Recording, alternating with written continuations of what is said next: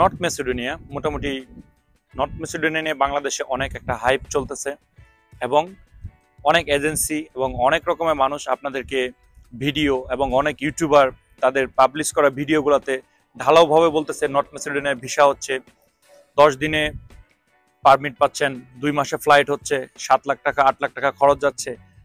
আজকে আমি আপনাদেরকে বলবো বর্তমানে নর্থ মেসিডোনিয়ার কি অবস্থা, 2024 সালে নর্থ মেসিডোনিয়ার ভিসা রেশিও কেমন এবং 2024 সালে আপনি যদি নর্থ মেসিডোনিয়ায় আসতে চান তাহলে আপনার কোন কোন কাজের প্রতি ফোকাস দিতে হবে এবং কোন কোন কাজের চাহিদাগুলো বেশি এবং বর্তমানে বাংলাদেশিদের জন্য নর্থ মেসিডোনিয়াটা কেমন হবে সেটা আমি আজকে আপনাদেরকে তুলে ধরব। এবং বিগত দিনে আমার ভিউয়ার্সরা যে আমাকে অনেক ধরনের কমেন্টস করছেন এবং যারা নর্থ মেসিডোনিয়ার ফাইল জমা দিয়েছেন তাদের প্রশ্ন উত্তর নিয়ে ইনশাল্লাহ আমি আজকে আপনাদেরকে ভিডিওটি আপডেট দেবো। তার আগে বলে নিই, আপনি যদি আমাদের চ্যানেলে নতুন হয়ে থাকেন তাহলে অবশ্যই চ্যানেলটি সাবস্ক্রাইব করে দেবেন এবং পাশে আসা বেল আইকনটি চেপে দেবেন।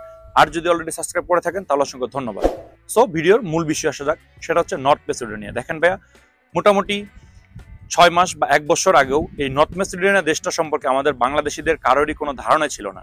নর্থ মেসিডোনিয়া একটা মুসলিম দেশ, বাট সেটা কেমন সেটা আমি আমার আগের ভিডিওতে বলেছি এবং এখানে আসলে আপনি কি কি সুযোগ সুবিধা পাবেন সে বিষয়ে আমার চ্যানেলে ভিডিও দেওয়া আছে, আপনারা চাইলে দেখতে পারেন, আই বাটনে লিঙ্ক দেওয়া থাকলো। এবার আসি নর্থ মেসিডোনিয়ার ভিসা রেশিও এবং বর্তমানে নর্থ মেসিডোনিয়ার ভিসার কি অবস্থা। ফার্স্ট অফ অল আমি যেটা বলবো সেটা হচ্ছে, দেখেন, যারা পারমিটের জন্য ওয়েট করতেছেন বা যারা পারমিট নিয়ে বসে আছেন আমি তাদের উদ্দেশ্যে কথাটা বলতেছি। দেখেন ভাইয়া, পারমিট বেসিক্যালি এটা নির্ভর করে হচ্ছে যে আপনার কোম্পানি এবং আপনার এজেন্সি কেমন সেটার উপর। অনেক কোম্পানি আছে অনেক স্বনামধন্য, তারা চাইলে মোটামুটি 15 থেকে 20 দিন বা 1 মাসে পারমিট বের করে দেয় এবং অনেক এজেন্সি আছে যে তাদের RN নাম্বার এবং খুব বিশ্বস্ত এবং খুব অনেক দিন থেকে কাজ করে আসতেছে তারা, তো তারা যদি আপনার ফাইলটা প্রসেসিং করে তাহলে মোটামুটি খুব অল্প দিনেই আপনার পারমিটটা চলে আসে।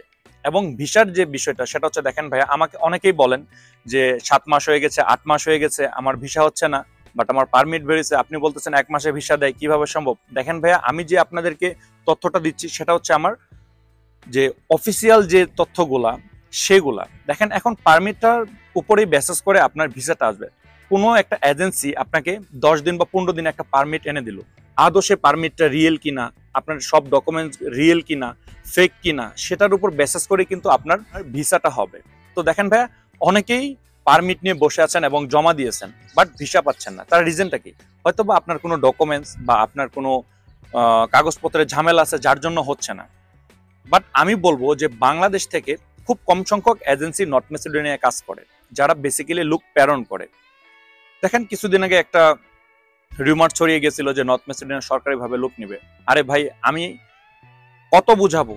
আমি আজকে যদি আপনাদেরকে বলি যে আমি নর্থ মেসিডোনিয়ার জন্য ফাইল জমা নিচ্ছি, আমি নর্থ মেসিডোনিয়ায় লোক পাঠাচ্ছি, দেখবেন কালকেই অনেক ভাইয়েরা আমাকে ফাইল জমা দিবেন এবং হাসতে হাসতে 2-4-50 হাজার টাকা আমার হাতে তুলে দিবেন।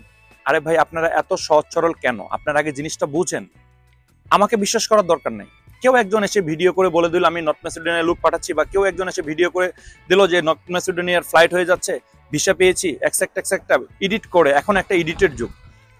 অনেক এজেন্সিরা কি করতেছে যে তার এলাকার ভাই বেড়াদার, তার বন্ধু বান্ধব, তাদের হাতে কয়েকটা পাসপোর্ট ধরিয়ে দিয়ে বলতেছে তাদের নর্থ মেসিডোনিয়ার ফ্লাইট হয়ে গেছে, আর আপনারা সেটার উপর বিশ্বাস করে তাদেরকে টাকা দিয়ে দিচ্ছেন এবং দিনের পর দিন মাসের পর মাস আপনারা হয়রানি হচ্ছেন। দিন শেষে আপনারা আমাদেরকে ব্লেম করতেছেন যে আমরা যাদেরকে ইনফরমেশন দেই, আমরা যারা ইনফরমার, যে আমরা আপনাদেরকে যে আপডেটগুলো দেই সেগুলো ভুল, সেগুলো ভিত্তিহীন। আপনি ভুল করে রাখছেন আপনার এজেন্সি বা আপনি যে আবেদন করে রাখছেন তার মাধ্যমে তার কাছে, সেই ভুলের দায়ভারগুলো আপনারা আমাদের উপর চাপিয়ে দিচ্ছেন। ফার্স্ট অফ অল আমি বলবো বাংলাদেশিদের জন্য নর্থ মেসিডোনিয়ায় অনেক কম সংখ্যক এজেন্সি আছে যারা কাজ করে। আপনি এখন যে কোনো এজেন্সিতে যাবেন, হ্যাঁ তারা আপনার ফাইল জমা নেবে, হ্যাঁ আমরা নর্থ মেসিডোনিয়ায় লোক পাঠাচ্ছি, বাট আপনার আমাকে বিশ্বাস করার দরকার নেই। আপনার নিজের বিবেককে প্রশ্ন করে দেখেন যে বেসিক্যালি তারা বিগত দিনে কতগুলো লোক পাঠিয়েছে, ভিসা হয়েছে কিনা, বা তাদের পূর্বের যে হিস্ট্রিগুলা, তাদের কাজকর্মগুলা কেমন, এগুলো আপনারা জাস্টিফাই করেন। জাস্টিফাই করে তারপর আপনারা ফাইল জমা দেন। হ্যাঁ ভাইয়া, নর্থ মেসিডোনিয়ায় লোক যাচ্ছে, বাট সেটা খুব কম। যারা রিয়েল এবং যাদের সব ডকুমেন্টসগুলো রিয়েল তারাই যেতে পারছেন।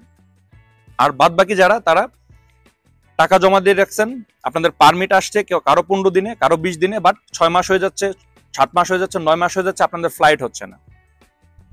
সো আমি বলবো যে এইসব এজেন্সি এবং এইসব প্রতারণামূলক যারা কাজ করে তাদের থেকে সাবধান থাকবেন। এবার আসি 2024 সালে নর্থ মেসিডোনিয়ায় আসাটা আপনার কেমন হবে। সে বিষয়ে আসার আগে ছোট্ট একটা রিকোয়েস্ট, ভিডিওটি যদি ভালো লেগে থাকে তাহলে অবশ্যই লাইক, কমেন্ট এবং শেয়ার করবেন এবং আমার চ্যানেলটাকে সাবস্ক্রাইব করে রাখবেন। অ্যাটলিস্ট আমাকে সাহায্য করার জন্য হলো সাবস্ক্রাইব করে রাখবেন।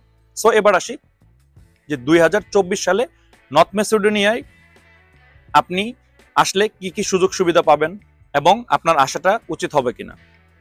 সো আমি বলবো, দেখেন ভাইয়া, এখন আপনারা যদি ইউরোপে আসতে চান তাহলে বেসিক্যালি দেখা যাচ্ছে সার্বিয়া এবং যে অন্যান্য দেশগুলো, মন্টিনিগ্রো, সেনজেনভুক্ত ক্রোয়েশিয়া এবং অন্যান্য যে দেশগুলো আছে বুলগেরিয়া, হাঙ্গেরি, যেসব দেশগুলো আছে ডে বাই ডে তাদের ভিসা প্রক্রিয়াগুলা, তাদের প্রসেসিং জিনিসগুলো সবগুলো জটিল হয়ে যাচ্ছে আমাদের বাংলাদেশি ভাইদের জন্য। সো আমি বলবো এমতো অবস্থায় নর্থ ম্যাসেডোনিয়া খোলা আছে, বাট সেটা খুব কম সংখ্যক ভাইয়া, খুব কম সংখ্যক এজেন্সি এগুলো নিয়ে কাজ করে। সো আমি বলবো যে আপনারা ভালোভাবে চেক করে সবকিছু যাচাই বাছাই করে তারপরে আপনি আসেন। হ্যাঁ, 2024 সালে নর্থ ম্যাসেডোনিয়া আসার জন্য বেস্ট একটা কান্ট্রি, বিকজ অন্যান্য দেশে যে হ্যাসেল এবং যে সমস্যাগুলো হচ্ছে, মন্টিনিগ্রো ভিসা দিচ্ছে না, সার্বিয়া ভিসা দিচ্ছে না, অন্যান্য দেশগুলোতে যেসব প্রবলেম চলতেছে তার থেকে নর্থ ম্যাসেডোনিয়া ভালো আছে এবং এটা একটা মুসলিম কান্ট্রি। আপনি আসলে এখানে মোটামুটি অন্যান্য যে কান্ট্রিগুলা ইউরোপের তার থেকে অনেক ভালো ফ্যাসিলিটি পাবেন। এবং 2024 সালে কয়েকটা কাজের উপর নর্থ ম্যাসেডোনিয়ার যে গভর্নমেন্ট তারা ফোকাস দিয়েছে, সেটা হচ্ছে তারা ইউরোপীয় ইউনিয়নভুক্ত হতে চাচ্ছে। তার জন্য তারা তাদের দেশটাকে ডেভেলপিং করার জন্য বাইরে থেকে প্রচুর কর্মী হায়ার করতেছে, সেটা কনস্ট্রাকশন কাজে, সেটা হোটেল রেস্টুরেন্টের কাজে, সেটা ট্যুরিজম সেক্টরে। এইসব কাজে তারা প্রচুর আগ্রহী কর্মী চাচ্ছে যাদের এক্সপিরিয়েন্স আছে, যাদের অভিজ্ঞতা আছে।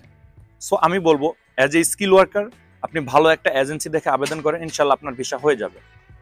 এবার আসা যাক বেতনের যে বিষয়টা সেটা নিয়ে। অনেক এজেন্সি এবং অনেক থার্ড পার্টি, অনেক ইউটিউবার আপনাদেরকে বলতেছে 1 লক্ষ টাকা বেতন, 90,000 টাকা বেতন, 80,000 টাকা বেতন। না ভাইয়া, এরকম কোনো কিছু না। এখানে আপনি বেসিক্যালি যদি নন স্কিল ওয়ার্কার হিসেবে আসেন তাহলে মোটামুটি 300 থেকে 400 ইউরো স্যালারি পাবেন। এটাকে বাংলা টাকায় কনভার্ট করলে মোটামুটি 40 থেকে 50,000 টাকা অ্যারাউন্ড এইভাবে আসে।